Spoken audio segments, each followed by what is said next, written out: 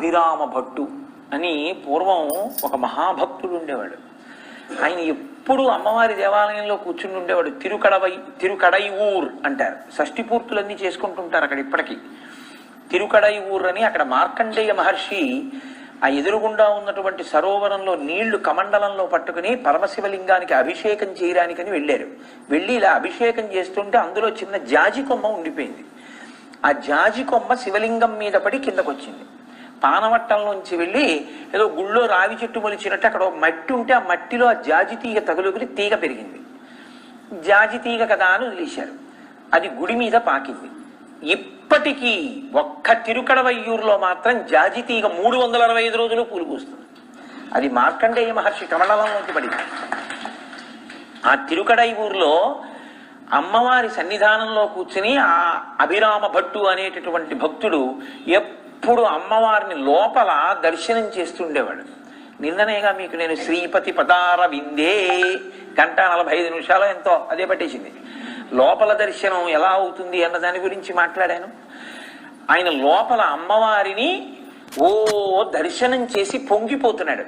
ఆయన పొంగిపోతున్నప్పుడు అమ్మవారి ముఖమండలం కనపడుతోంది అభిరామ భట్టుకి. ఆవిడ ముఖం ఎలా ఉంటుంది? పూర్ణచంద్రబింబం ఎలా ఉంటుందో అలా ఉంటుంది. అటువంటి పూర్ణచంద్రబింబం లాంటి ముఖమండలాన్ని చూస్తూ ధ్యానంలో ఉన్నాడు. బాహ్య స్మృతి లేదు. అప్పుడే తంజావూరు మహారాజు గారు గుళ్ళోకి వచ్చారు. మహారాజు వస్తున్నాడని అందరూ లేచి నిలబడ్డారు. ఈయనొక్కడు ధ్యానంలో ఉండి లేవలేదు. మహారాజు ఆగి అన్నాడు, వీడొక్కడు లేచి నిలబడలేదు, ఎవరు వీడని అడిగారు. చంపేస్తాడేమో అవిధేయతని, పరమభక్తుడు పాపం అని అక్కడ ఉన్న వాళ్ళు అన్నారు. మహారాజా ఉన్మాది, తాగుతూ ఉంటాడు, అందుకు నా మత్తులో ఉన్నాడు, క్షమించండి అన్నాడు. మహారాజు గుళ్ళోకి వెళ్ళాడు. పూజలు పూర్తి అయిపోయి మళ్ళీ వస్తున్నాడు. ఆయన అలాగే ఉన్నాడు. మహా తేజోమూర్తిగా ఉన్నాడు. ఆయన అమ్మవారి ముఖాన్ని చూస్తూ ఉండిపోయాడు. ఉండిపోతే తెల్లబోయాడు ఆ వచ్చినటువంటి రాజు.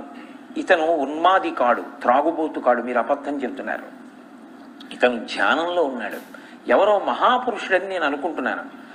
వాళ్ళన్నారు కాదు ఉన్మాది అన్నారు. అబద్ధం చెప్పామని తెలిస్తే ఏమని అంటాడు. ఆయన అన్నాడు కదపండి ఒకసారి అన్నాడు. వాళ్ళు కదిపారు. ఆయన బహిర్ముఖుడు అయ్యాడు. ఆయనకి ఇంకా అమ్మవారి ముఖాన్ని పౌర్ణమి చంద్రబింబంలా చూస్తున్న సన్నివేశం గుర్తుండిపోయింది. రాజు అన్నాడు ఇవాళ ఈ తిథి అన్నాడు. ఆయన అన్నాడు పౌర్ణమి అన్నాడు. ఎందుకంటే అప్పటి వరకు అమ్మవారి ముఖమండలాన్ని పౌర్ణమి చంద్రబింబంలా చూస్తున్నాడు. పౌర్ణమి అన్నాడు. ఆ రోజు అమావాస్య. రాజు అన్నాడు నేను చీకటి పడ్డాక రాత్రి వస్తాను, నువ్వు నాకు పౌర్ణమి చంద్రబింబాన్ని చూపిస్తావా అన్నాడు. అంటే అభిరామ భట్ అన్నాడు అమ్మవారు ఉంది నాకెందుకు అన్న ధైర్యంతో తప్పకుండా చూపిస్తానన్నాడు. రాజు వెళ్ళిపోయాడు. అక్కడ ఉన్న వాళ్ళన్నారు, అందరు అన్నారు చచ్చిపోయావురా రాజు చేతిలో, ఎందుకు వచ్చిన మాటరా, ఏదో పొరపాటున కబుక్కునన్నా ఏదిదో నాకు తెలియదంటే పోదా, చూపిస్తానని ఎందుకన్నా, అప్పుడైనా నీకు అనుమానం రావద్దా? నేను బాహ్య స్మృతిలో లేను, ఆయన ఏదో అడిగాడు నేనేదో అన్నానంతే. అయినా ఏ అమ్మవారిని నేను ధ్యానం చేస్తున్నానో ఆ అమ్మవారే నన్ను రక్షిస్తుంది అన్నాడు. సాయంకాలం అయింది. అభిరామ భట్టు కూర్చున్నాడు. కూర్చుని అభిరామ అంతాది అంటారు. అంతాది అంటే దేంతో పూర్తయిందో దాంతో మొదలెట్టాలి. శంకరాచార్యులు వారు చేశారు ఈ ప్రయోగం. సంస్కృతంలో చేయడం చాలా కష్టం. అది ఆయన చేశారు. శ్లోకార్థం చెరకుండా చేశారు. అది శంకరుల ప్రతిభ. ఉద్ధృత నగపిదనుజ తనుజకులామిత్ర మిత్ర శశి దృష్టే భవతి ప్రభవతి నభవతి కిం భవతి రస్కార. దేంతో పూర్తవుతోందో దాంతో మొదలెట్టారు. ఇందులో వచ్చిందిగా సప్తపదిలో ఉంది. అలా ఆయన అంతాది చేస్తున్నాడు. ఏ మాటతో పూర్తయిందో దాంతో తర్వాత శ్లోకం చెప్తున్నాడు. ద్రవిడ భాషలో చెప్తుంటే 63వ శ్లోకం అనుకుంటాను. దగ్గరికి వచ్చేటప్పటికి తంజావూరు మహారాజు వచ్చాడు. వచ్చి ఈయన ఉన్నటువంటి అరుగు దగ్గరికి వచ్చాడు. వచ్చి ఏది చంద్రబింబం అని అడిగాడు. కటిక చీకటి అమావాస్య, ఏది చంద్రబింబం అన్నాడు. ఈయన అదే పనిగా అమ్మవారి మీద శ్లోకం చెప్తున్నాడు. అమ్మవారు చూసింది. ఇక రాజు చంద్రబింబాన్ని చూపించలేదు కాబట్టి ఇతని కుత్తుక కత్తిరించండి అనబోతున్నాడు. అమ్మవారు వెంటనే తన చెవి తాటంకాన్ని ఒకదాన్ని తీసి ఆకాశంలోకి విసిరింది.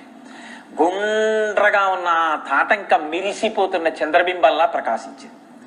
వెంటనే ఆయన అభిరామ భట్టు కాళ్ల మీద పడి అమావాస్య నాటి రాత్రి పౌర్ణమి చంద్రబింబాన్ని చూపించావు, అమ్మవారి చివి తాటంక దర్శనమైంది నీకు, నీ వల్ల నాకు అని ఆయన కాళ్ళ మీద పడి ఆయన్ని సత్కరించాడు.